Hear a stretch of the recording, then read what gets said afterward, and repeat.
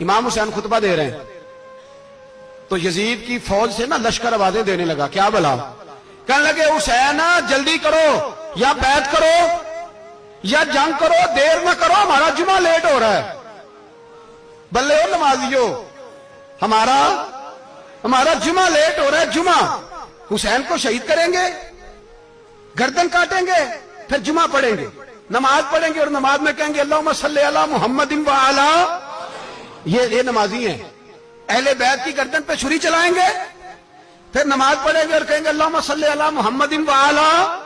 بلے ہو نمازیو، علامہ ہزاروی کہا کرتے تھے بلے ہو نمازیو، کیسے نمازی ہو کہ اہل بیت کی گردن پہ چھری اور ساتھ ہی اللہم صلی علی محمد وعلی، یہ کیسے نمازی ہو؟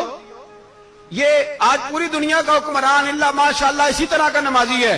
وہ کہتا ہے میری فوٹو دیکھی نہیں، میں نے عید پڑھی ہے مسجد میں، دیکھا نہیں فوٹو لگی ہوئی تھی، میں نے بھی عید پڑھی ہے، جمعہ پڑھا نہیں میں نے، میرا بھی ابا فوت ہو جائے تو جنازہ پڑھتا ہوں، مولوی مجھے مسلمان کیوں نہیں مانتا؟ میں نے کہا یزید کو کیوں نہیں امام حسین نے مسلمان مانا؟ وہ تو دمشق کی جامع مسجد کا خطیب تھا۔ امام حسین نے سبق دیا ہے، سبق کہ زانی شرابی کو حکمران بنایا جا سکتا، پر میں کیا کروں، کلیجہ پھٹتا ہے، روح کانپتی ہے، دل تڑپتا ہے۔ مجھے ایسے لگتا ہے کہ جب میری ملت کا جوان اپنے موبائل پہ مجرا دیکھتا ہے نا، گندا مجرا، تو مجھے لگتا ہے 6 مہینے کا حضرت علی اصغر کا مزار کانپنے لگتا ہے کہ یا اللہ جس کام کے خلاف میں نے 6 مہینے کی جان قربان کی، میرے ماننے والے وہ کام کر رہے ہیں، میرے ماننے والے۔ اور جب مہندی کی رسم پہ شراب کی بوتلیں چلتی ہیں اور حاجی صاحب کہتے ہیں مجھے نہیں پتا منڈے کنڈے کیا کر رہے تھے، تو مجھے لگتا ہے حضرت عباس کے کٹے ہوئے بازوؤں میں پھر سے درد شروع ہو جاتا ہے، اور وہ کہتے ہیں میں نے جس کام کے خلاف بازو کٹوا دیے، میرے ماننے والے وہ کام کر رہے ہیں۔ اور جب بدکاروں بے حیاؤں کے نعرے لگاتی ہے قوم، تو پھر جنگل سے صدا آتی ہے امام حسین کی، پھر حسین کہتے ہیں کہ نہیں ابھی کربلا ختم تو نہیں ہوئی، حسین ابھی کربلا میں، حسین ابھی بھی جب اور یہ میں سب کی بات کر رہا ہوں، پاکستانیوں کی نہیں، صرف سارے حکمران، بہت سارے جو اسلام کا دعویٰ کرتے ہیں، وہ جب جہاز سے اتر کے دوسرے ملک میں جاتے ہیں تو جبے کے نیچے سے پینٹیں نکال لیتے ہیں۔ انہوں نے بھی مذہب کو رنگ دار بنا لیا ہے، کبھی رنگ اور ہوتا ہے کبھی اور ہوتا ہے۔ خدا را امام حسین کو تڑپاؤ نہ، خدا را شرابیوں کو ووٹ دے کے، ظالموں کو ووٹ دے کے، اور یہ سارے ہی ایسے، میں کسی ایک کی بس، سارے ہی ایسے۔ یزید نے بھی کتا رکھا ہوا تھا، اس کے بھی ساتھ سویا کرتا، آپ کے بھی کئی سیاستدانوں نے پالے ہوئے، یہ سارے تماشے کرنے والے۔ جانوروں کی لڑائی دیکھنا بھی حرام اور کرانا بھی، یہ سارے ایک ہی رستے میں، یہ سارے ایاک نعبد و ایاک نستعین، کوئی ایک آیت پڑھ لیتا ہے، اس کے بعد ڈھول بجانے، عورتوں کے ناچ کرانے شروع کر دیتا ہے۔ یہ ایاک نعبد و ایاک نستعین کا ترجمہ ہے، تماشا بنایا ہوا ہے۔ اور وہ جن کا بڑا دعویٰ ہے کہ ہم نے بڑی مسجدیں بنائی ہیں، اتنی رسوائی کے بعد بھی انہیں شرم نہیں آئی کہ کتنے رسوا ہو گئے۔ ابھی خیال کریں، ہمارے ملک میں تو ایسے ٹاؤن بنے ہوئے ہیں جنہوں نے سب سے بڑی مسجد بھی لاہور میں بنا دی، اور کچھ دنوں کے بعد انہوں نے کہا جشن بہاراں بھی بناؤ، پتنگ بازی بھی کرو، سارے کام ہی کرو، راضی رہے رحمان بھی، خوش رہے شیطان بھی، معاذ اللہ۔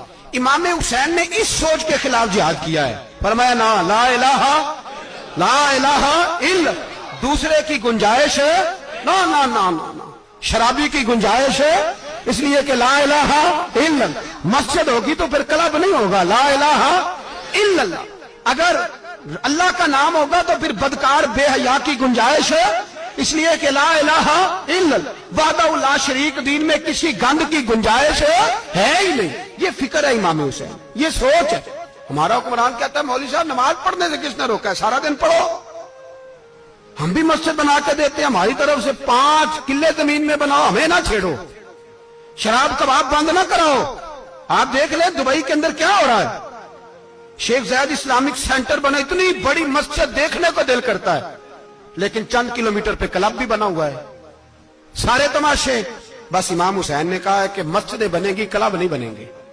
یزید کہتا تھا مسجد بھی بناؤ اور شراب خانہ بھی بناؤ، امام حسین نے فرمایا نہ، شراب خانہ نہیں بننے دوں گا۔ اس نے کہا ٹھیک ہے، نماز کے وقت نماز اور صبح یہ، فرمایا نا لا الہ इल्लल्लाह। और किस तरह का इमाम हुसैन ने? आपने फरमाया खुदी का सिर्र ने, हाँ इकबाल तर्जुमा करते हैं, खुदी का सिर्र ने हाँ ला इलाहा इल्लल्लाह, खुदी का तेग फिसा ला इलाहा इल्लल्लाह। अगरचे बुत हैं जमात की आस्तीनों में, पर मुझे है हुक्म अज़ा ला इलाहा इल्लल्लाह। और बहार हो के खिजा ला इलाहा इल्लल्लाह। और फिर बोल पड़े इकबाल और कहने लगे अगर ये दौर अपने इब्राहिम की तलाश में है, ये दौर अपने इब्राहिम की तलाश में, क्योंकि सनम कदा है जहां ला इलाहा इल्लल्लाह। और उसका तर्जुमा उन्होंने कहा था ना, ये दौर अपने इब्राहिम की। हमारे शहर के बुजुर्ग थे शेख अब्दुल सबूर बेग मंशूर हजारवी अलैहि रहमा, उन्होंने तर्जुमा किया। वो कहने लगे उस शाह मशरिकैन की, उस नूर ऐन की। मुझे हज़रत साहब का ये शेर बड़ा ही पसंद है, बड़ा ही पसंद है मुझे उनका ये मिसरा बड़ा ही पसंद है। और मैं उनकी कब्र पे जब उनके इंतकाल के बाद आगे बढ़ा फातिहा के लिए, तो फिर भी मेरे कानों में उनका ये फिक्रा गूंज रहा था। वो कहा करते थे उस शाह मशरिकैन की, उस नूर ऐन की, मतलूब है जहां को कयादत हुसैन की। हर सू यजीदियों का जमाने में जोर है, हर सू यजीदियों का। देखो बुजुर्ग क्या कहते हैं, हर सू यजीदियों का। एक यजीद था ना, हर सू यजीदियों का, उस शाह मशरिकैन की, उस नूर ऐन की। मतलूब है जहां को कयादत हुसैन की। हर सू यजीदियों का जमाने में जोर है, मंशूर आज फिर है जरूरत हुसैन की। मेरे भाई इमाम अब पता क्या किया करें, एक मारूफ नारा है, इमाम हुसैन तो जिंदाबाद है और इंशाअल्लाह वो पहले भी जिंदाबाद थे, कयामत तक की जिंदाबाद है। हुसैन ही तो जिंदाबाद है। आपको सच्ची बात बताऊं, हुसैन ही तो। और कयामत में जब किसी ने उठना होगा ना, उठना, आप यकीन करें जब कमर झुकने लगती है, इमाम हुसैन का नाम सामने आ जाए तो सीधी खड़ी हो जाती है। हुसैन तो अलामत है खड़े होने की। और दुनिया में कतील उससा मुनाफिक नहीं कोई, जो जुल्म तो सहता है बगावत नहीं करता। ये इमाम हुसैन ने हमें बतलाया है कि वो मुनाफिक बेईमान है जो जुल्म सहे और चुप करे, यजीदी के खिलाफ खड़ा ना हो। इसलिए हम कहते हमसे न रकम होंगे कसीदे यजीद के, हम लोग तो हुसैन के सीरत निगार हैं। ये कैसे जिंदाबाद, ये नारा जरूरी है। मुर्दाबाद, इस नारे की जरूरत है, इस नारे की। हुसैन तो जिंदाबाद है, लेकिन हुसैनियत जिंदाबाद। और मुर्दाबाद क्या है? इसलिए कि यजीदियत भी मरी नहीं।